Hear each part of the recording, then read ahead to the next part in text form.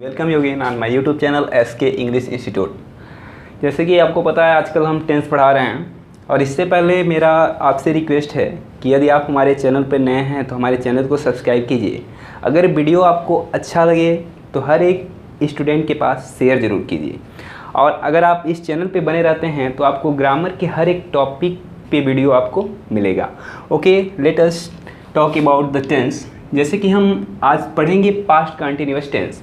Past continuous को हिंदी में बोलते हैं भूत में जारी रहने वाला काल, यानी जो घटना बीत चुका हो लेकिन वहाँ पे जारी होने का बोध कराता हो। यानी कुछ घटना बीत गया हो, जैसे कोई बात जो बीत गया रहता है और उसमें बताया जाता है कि वो जारी है, तो उसे हम पास्ट कंटिन्यूअस में ही ट्रांसलेट करते हैं। Okay, let us know that how we shall know about the tense is in past continuous. अगर पास्ट कंटिन्यूअस में जानना है तो देखेंगे हिंदी में कि जिस वाक्य के अंत में रहा था, रही थी, रहे थे, ओके, आदि शब्द आते हैं तो समझ जाते हैं कि जो वाक्य है पास्ट कंटिन्यूअस टेंस का वाक्य है। लेकिन ये नहीं कंडीशन है कि रहा था, रही थी, रहे थे ही आएंगे।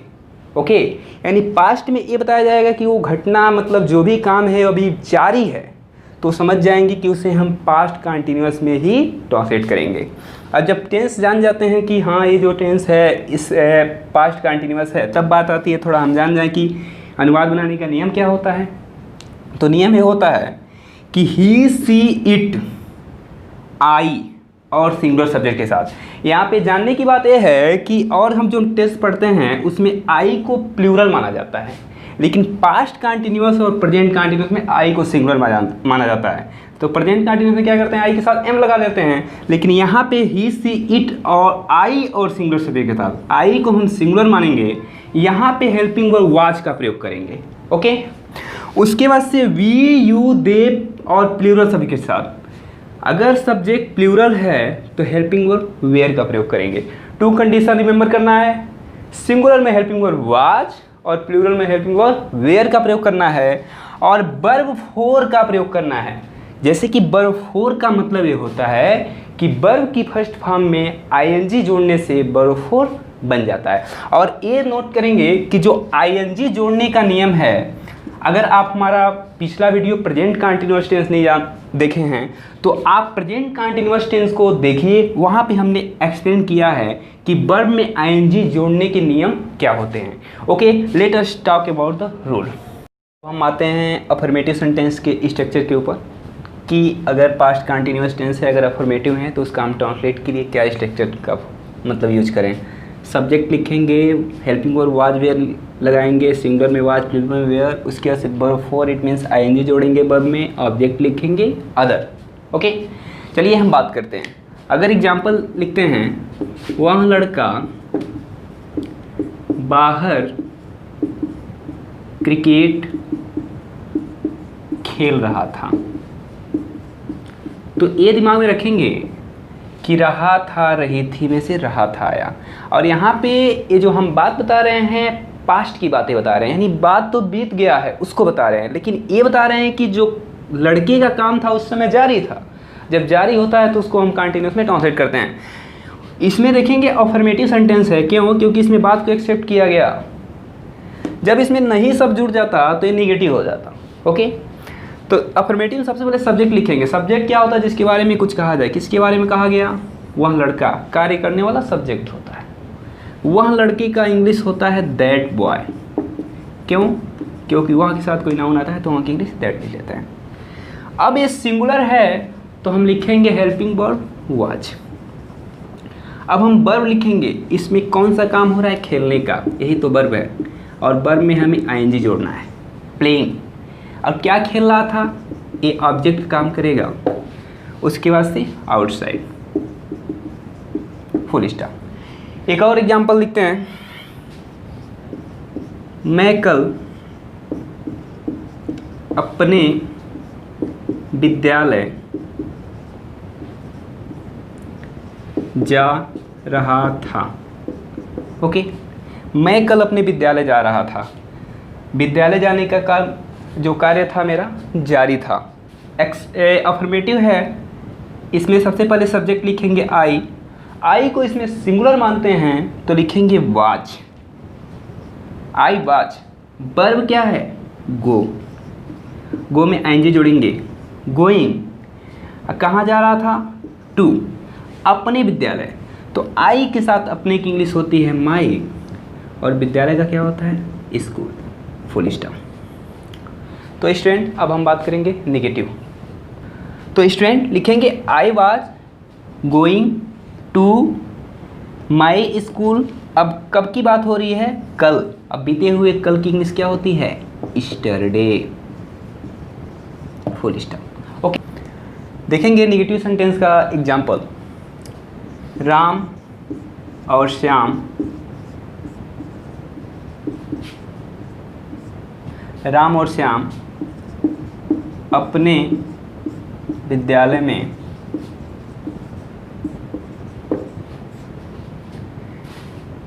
प्रतिदिन किताब नहीं पढ़ रहे थे। रहे थे आ गया तो इस समझ जाएंगे पास्ट कंटीन्यूअस टेंस है। नहीं आ गया तो समझ जाएंगे निगेटिव सेंटेंस है। निगेटिव सेंटेंस में सबसे पहले सब्जेक्ट लिखते हैं। सब्जेक्ट क्या है, राम और श्याम, तो लिखेंगे राम एंड श्याम। प्लूरल है तो वेयर लगाएंगे, क्योंकि सब्जेक्ट के बाद हम हेल्पिंग वर्ब लिखते हैं, प्लूरल में हेल्पिंग वर्ब वेयर लिखते हैं। वर्ब है, इसमें कौन सा काम बताया गया है, पढ़ने का, तो ये वर्ब है। रीड, रीड में आईएनजी जोड़ेंगे, रीडिंग। और क्या, किताब, ठीक है। ऑब्जेक्ट का पता लगाना होता है तो हम क्या करके प्रश्न पूछते हैं, क्या पढ़ रहे थे, तो किताब, तो ऑब्जेक्ट लिख देंगे बुक। और कहाँ, अपने विद्यालय में। इन, अपने की इंग्लिश प्लूरल के अनुसार देयर लिखेंगे, क्योंकि दे के साथ अपनी इंग्लिश देयर हो जाता है, ठीक है। इन देयर स्कूल, और इसके ऐसे प्रतिदिन, प्रतिदिन का इंग्लिश डेली लिख देंगे। ओके, एक और एग्जांपल देखते हैं। बच्चा दूध नहीं पी रहा था। बहुत सिंपल एग्जांपल हम बताते हैं जो डेली लाइफ में हम यूज करते हैं। लिखेंगे द चाइल्ड, उसके बाद से हेल्पिंग वर्ब, चाइल्ड सिंगुलर है तो हेल्पिंग वर्ब लिखेंगे वाज। निगेटिव सेंटेंस है तो लिखेंगे नॉट। वर्ब है पीना, पीना की इंग्लिश होता है ड्रिंक, ड्रिंक में आईएनजी जोड़ेंगे ड्रिंकिंग। मिल्क, तो स्टूडेंट देखेंगे the child was not drinking milk. बस अब हम बात करेंगे इंट्रोगेटिव सेंटेंस के ऊपर। स्टूडेंट देखेंगे इंट्रोगेटिव सेंटेंस का स्ट्रक्चर क्या होता है। पहले हेल्पिंग वर्ब लिखना है, वाज वेयर में से किसी एक को, सिंगुलर में वाज, प्लूरल में वेयर। तब सब्जेक्ट लिखेंगे, वर्ब, वर्ब में आईएनजी जोड़ेंगे, वर्ब 4 बनेगा, object plus other. Okay, example देखते हैं। लिखेंगे क्या महिलाएं मंदिर में भगवान कृष्ण की पूजा कर रही थी।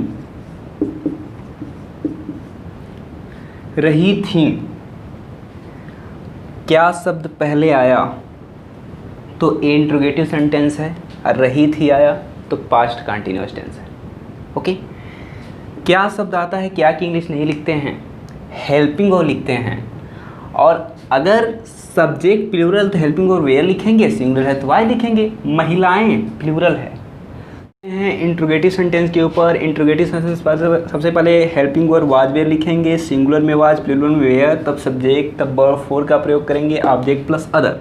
ओके, अब हम एक एग्जाम्पल लिखे हैं, इसको ध्यान से देखेंगे। क्या महिलाएं मंदिर में भगवान कृष्ण की पूजा कर रही थी। क्या शब्द आता है तो ये हो जाता है इंट्रोगेटिव सेंटेंस, क्योंकि इसमें प्रश्न पूछा जाता है और इंट्रोगेटिव का सिंबल आपको पता ही है, ए लगाना नहीं भूलते हैं। ओके, रही थी या पास्ट कंटिन्यूअस है। सबसे पहले हेल्पिंग वर्ब लिखेंगे, क्या आता है तो हेल्पिंग वर्ब देखेंगे, सब्जेक्ट सिंगुलर है तो वाज, प्लूरल तो वेयर, तो महिलाएं प्लूरल है ना, तो हम लिखेंगे वेयर। सब्जेक्ट है महिलाएं तो लिखेंगे ओमेन। वेयर ओमेन हो गया। अब हमें वर्ब लिखना है तो वर्शिपिंग। अब किनकी पूजा कर रही थी? लॉर्ड कृष्णा। लॉर्ड कृष्णा। और उसके बाद से लिखा है कहाँ पूजा कर रही थी? In the temple. ओके, एक और एग्जाम्पल हम नोट कराते हैं। क्या गाय खेतों में घास चर रही थी? देखेंगे क्या गाय खेतों में घास चर रही थी। यहाँ पे गाय को सिंगुलर बताया गया है, ठीक है। तो यहाँ पे देखेंगे क्या की इंग्लिश नहीं लिखेंगे, हेल्पिंग वो लिखेंगे। गाय अगर सिंगुलर है तो हम बोलेंगे वाज। उसके बाद से काऊ, वाज दी काऊ नोट कर लेंगे। उसके बाद से हम वर्ब लिखेंगे। वर्ब है चरना, ग्रेज, और ग्रेज में आईजी जोड़ेंगे, ग्रेजिंग हो जाएगा। और क्या चल रही थी? घास। घास का इंग्लिश होता है ग्रास। खेतों में तो लिखेंगे इन द फील्ड्स।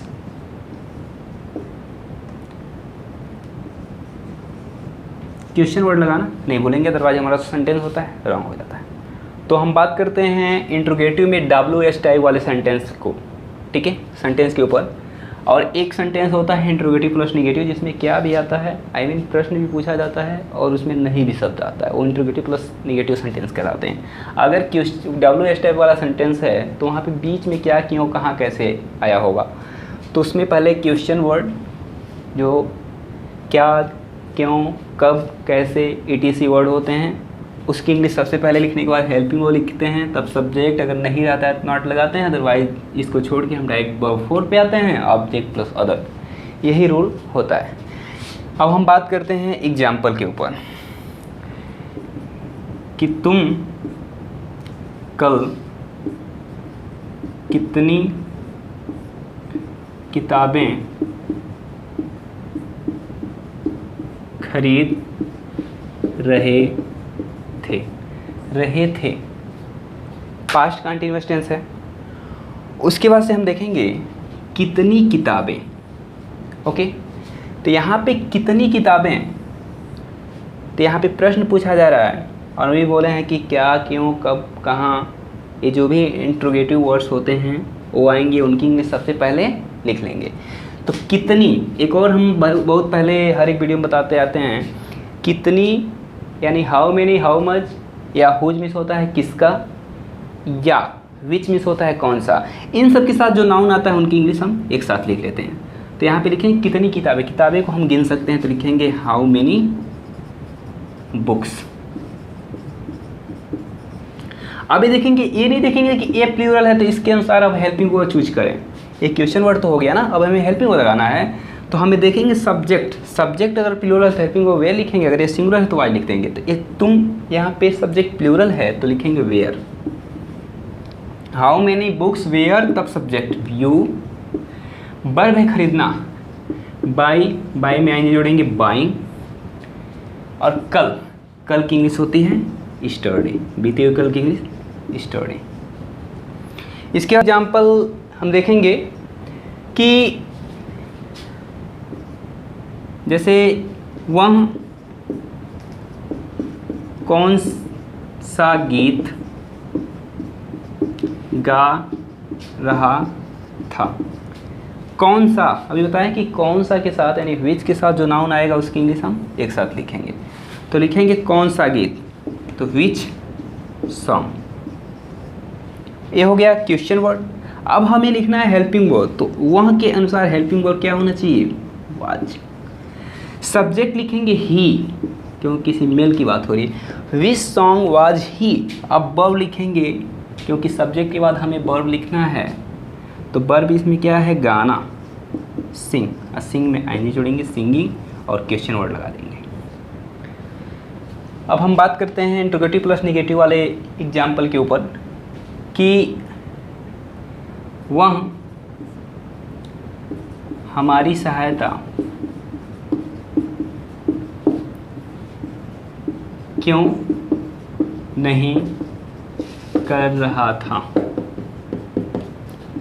आ गया तो पास्ट कंटिन्यूअस क्यों आ गया इसमें, तो ए इंट्रोगेटिव सेंटेंस है और क्या क्यों कहाँ कैसे आता है उसकी इंग्लिश सबसे पहले लिखते हैं तो लिखेंगे वाई। अब हम हेल्पिंग को लिखेंगे तो यहाँ पे वहाँ सिंगुलर है तो हेल्पिंग को क्या हो जाएगा, वाज। अब सब्जेक्ट लिखेंगे, सब्जेक्ट है यहाँ पे ही, और सब्जेक्ट के बाद हम नहीं आता है तो नॉट लगाते हैं, अगर नहीं आता है तो नॉट नहीं लगाते हैं। तो यहाँ पे निगेटिव सेंटेंस है, इंट्रोगेटिव प्लस निगेटिव नॉट लिखेंगे, वाई वाज ही नॉट। अब वर्ब है सहायता करना, हेल्प, और हेल्प में आईएनजी जोड़ेंगे, हेल्पिंग, और हमारी ये ऑब्जेक्ट है लिखेंगे अस। ओके, अब एक लास्ट एग्जांपल आपको हम देते हैं कि यदि जो हु मीन्स होता है कौन, यदि ये सब्जेक्ट का कार्य करे, सब्जेक्ट का कार्य करे, हर एक टेंस में बताया जाता है कि जब हु सब्जेक्ट का कार्य करता है तो अफर्मेटिव के जैसे उसको हम ट्रांसलेट करते हैं। जैसे अगर एग्जांपल देते हैं कि तुम्हें कौन बुला रहा था, ओके, तुम्हें कौन बुला रहा था, तो ये देखेंगे कि कौन ये इंट्रोगेटिव वर्ड्स है, लेकिन तुम्हें कौन बुला रहा था, बुलाने का काम किसने किया, कौन, और जो कार्य करता है वो सब्जेक्ट होता है। तो ये देखेंगे जो कौन है केवल इंट्रोगेटिव वर्ड्स नहीं है, जबकि ये सब्जेक्ट है, तो पहले इसकी इंग्लिश लिखेंगे कौन, लेकिन जब ये सब्जेक्ट का कार्य करेगा तो अफर्मेटिव के जैसे बनाएंगे। तो इसको मान लीजिए सब्जेक्ट है तो अफर्मेटिव सेंटेंस में सब्जेक्ट के बाद हेल्पिंग वर्ड लिखते हैं, तो ये जो हु है कोई एक ही आदमी बुलाने का काम कर रहा है, तो यहाँ पे लिखेंगे वाज, हु वाज। अब हम वर्ब लिखेंगे क्योंकि subject helping verb plus verb call, काल में आईएनजी जोड़ेंगे कॉलिंग, किसको, तुम्हें, you. Okay student, thanks for watching my video. Please share this video if you like this. Okay, bye.